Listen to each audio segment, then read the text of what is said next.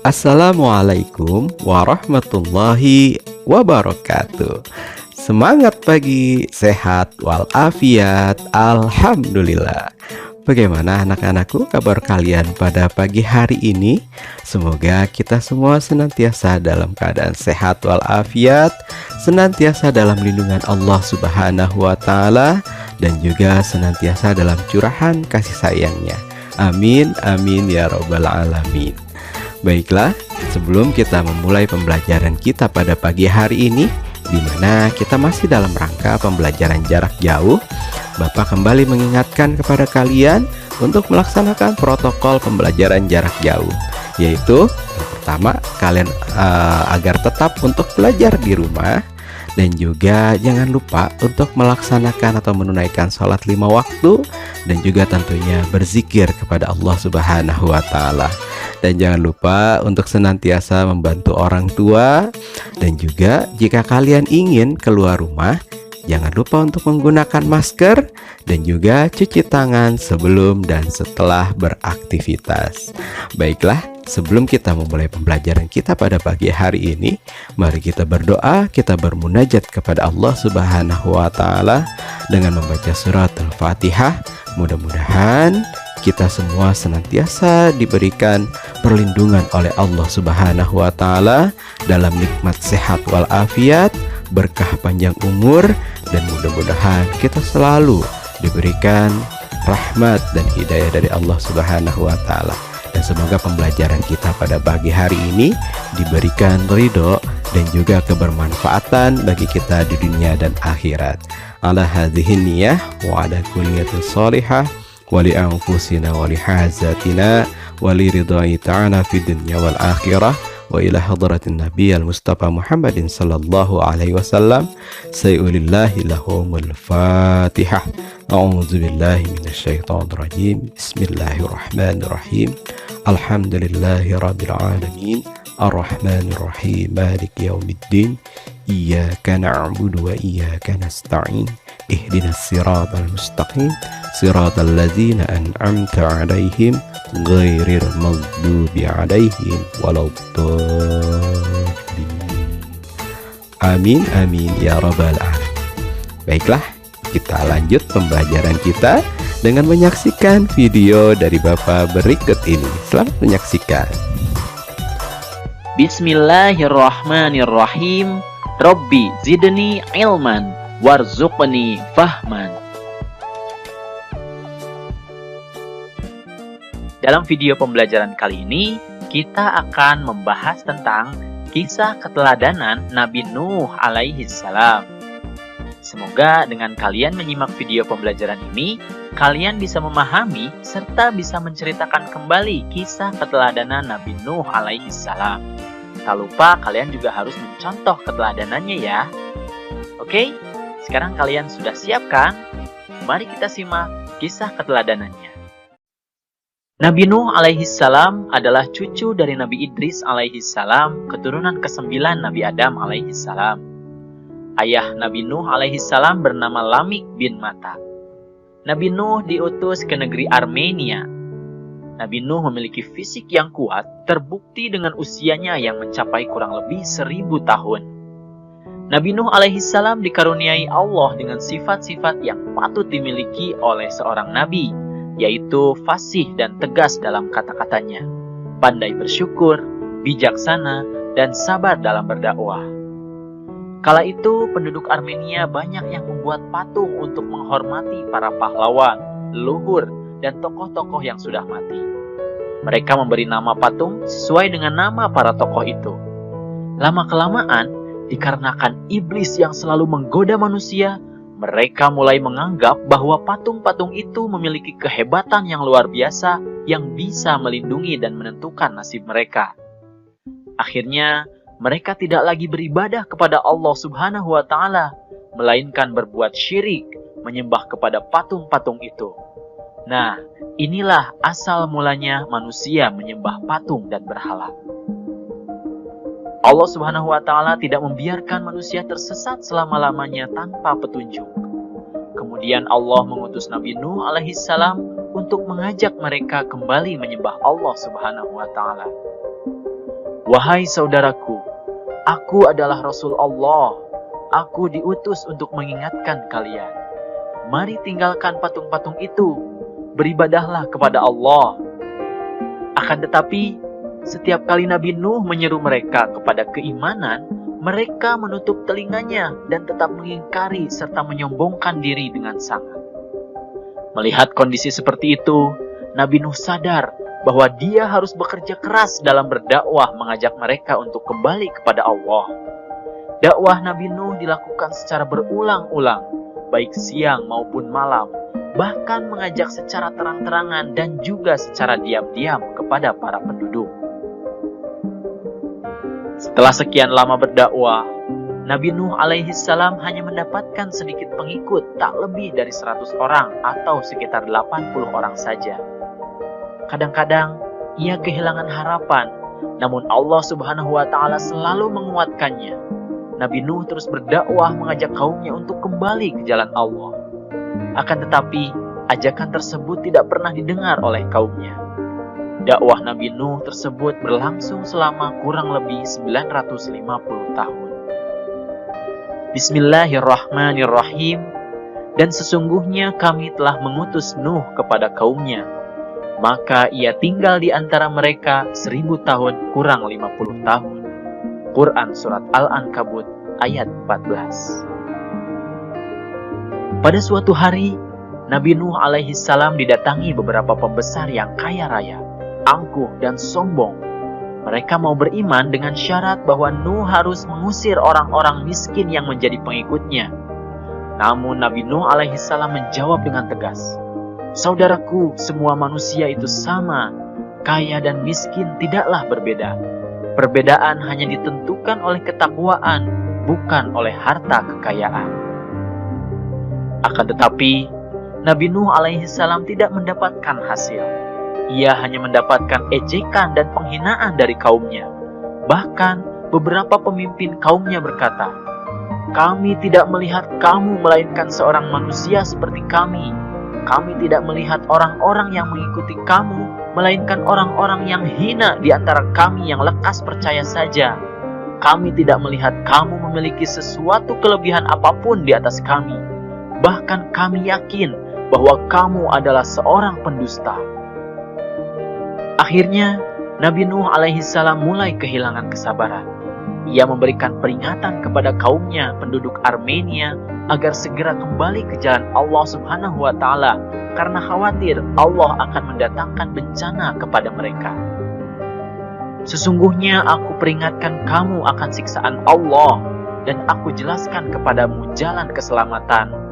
Maka sembahlah Allah saja dan jangan menyekutukannya dengan suatu apapun. Aku khawatir apabila kamu menyembah selain Allah atau menyekutukan dengan yang lain, maka Allah menyiksamu pada hari kiamat dengan siksaan yang pedih." Ancaman Nabi Nuh justru dianggap permainan. Mereka menantang Nabi Nuh, "Hai Nuh, sesungguhnya kamu telah berbantah dengan kami. Kamu telah memperpanjang bantahanmu terhadap kami. Maka datangkanlah kepada kami azab yang kamu ancamkan kepada kami jika kamu termasuk orang-orang yang benar." Nabi Nuh alaihi salam menjawab, "Hanyalah Allah yang akan mendatangkan azab itu kepadamu jika Dia menghendaki, dan kamu sekali-kali tidak dapat melepaskan diri." Kemudian Nabi Nuh alaihi salam mengadu atas apa yang terjadi pada kaumnya. Allah mengatakan bahwa sesungguhnya pengikutnya tidak akan bertambah. Hanya itu saja, selebihnya tidak akan beriman karena sudah sangat sesat. Lalu Nabi Nuh alaihi salam pun berdoa, "Bismillahirrahmanirrahim. Ya Tuhanku, janganlah Engkau biarkan seorang pun di antara orang-orang kafir itu tinggal di atas bumi. Sesungguhnya jika Engkau biarkan mereka tinggal, niscaya mereka akan menyesatkan hamba-hambamu, dan mereka tidak akan melahirkan selain anak yang berbuat maksiat lagi sangat kafir." Quran Surat Nuh ayat 26-27. Doa Nabi Nuh dikabulkan oleh Allah. Allah berkata kepada Nabi Nuh, "Buatlah olehmu dan para pengikutmu perahu besar dengan pengawasan dan petunjuk wahyu kami. janganlah kamu bicarakan dengan aku tentang orang-orang yang zalim itu. Sesungguhnya mereka itu akan ditenggelamkan. Setelah menerima perintah Allah Subhanahu wa Ta'ala untuk membuat sebuah perahu besar, Nabi Nuh alaihissalam mengumpulkan para pengikutnya dan mulai membuat perahu seperti yang diperintahkan mengikuti petunjuk dari Allah. Apa yang dilakukan oleh Nabi Nuh dan pengikutnya ternyata menjadi bahan ejekan dan cemoohan bagi umatnya yang lain. Hahaha, lihat apa yang dikerjakan orang-orang itu. Mereka membuat perahu di sebuah bukit. Inilah bukti bahwa mereka benar-benar gila. Hahaha. Akan tetapi, walaupun hinaan dan cacian itu sangat menyakitkan, Nabi Nuh alaihissalam dan pengikutnya berusaha untuk tetap sabar. Setelah pembuatan kapal selesai, Nabi Nuh dan pengikutnya menyiapkan semua perbekalan. Selain itu, Allah memerintahkan Nabi Nuh membawa berbagai hewan yang berpasangan, jantan dan betina. Setelah selesai mempersiapkan perbekalan, lalu Nabi Nuh berkata kepada pengikutnya, "Naiklah ke dalam kapal dengan menyebut nama Allah di waktu berlayar dan berlabuh. Sesungguhnya Allah Maha Pengampun lagi Maha Penyayang." Tiba-tiba langit pun mendung, awan hitam bergumpal-gumpal, petir berkilat menyilaukan, terdengar guruh menggelegar, keadaan benar-benar mengerikan. Tak lama berselang, hujan turun sangat lebat. Akhirnya, bencana banjir besar melanda seluruh kota dan desa. Jeritan dan tangisan manusia terdengar di mana-mana.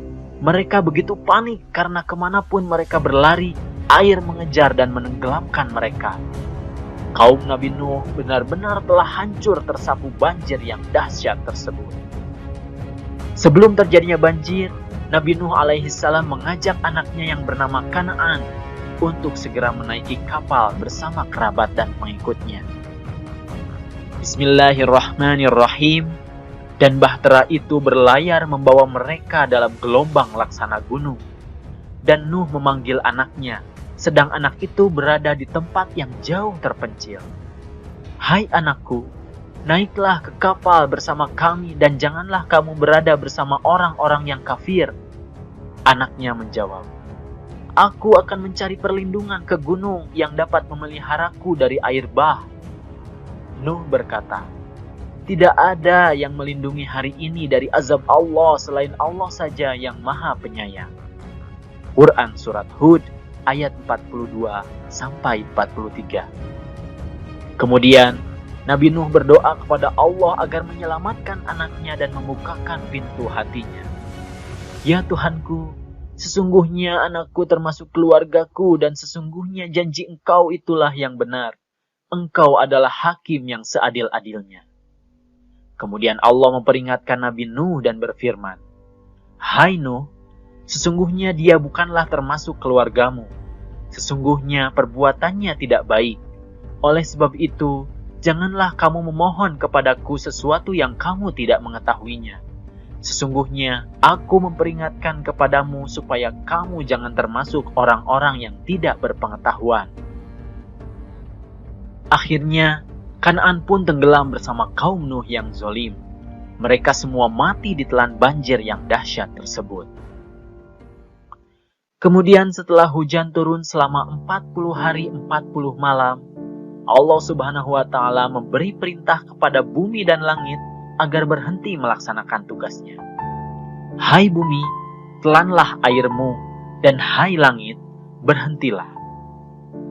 Surutlah air banjir yang dahsyat itu, perintah pun diselesaikan, dan perahu itu pun berlabuh di atas bukit Judi.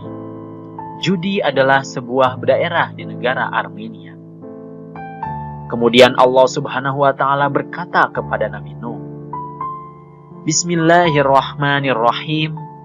Hai Nuh, turunlah dengan selamat sejahtera dan penuh keberkatan dari kami atasmu dan atas umat-umat yang mukmin dari orang-orang yang bersamamu." Quran Surat Hud ayat 48. Nabi Nuh alaihissalam dan pengikutnya pun selamat. Lalu mereka turun dari perahu dan bersiap-siap membangun kehidupan baru yang lebih baik serta melanjutkan dakwah menyampaikan ajaran Allah Subhanahu wa Ta'ala. Itulah kisah tentang Nabi Nuh alaihi salam. Dari kisah tersebut, ada beberapa keteladanan dan hikmah yang bisa kita ambil pelajarannya.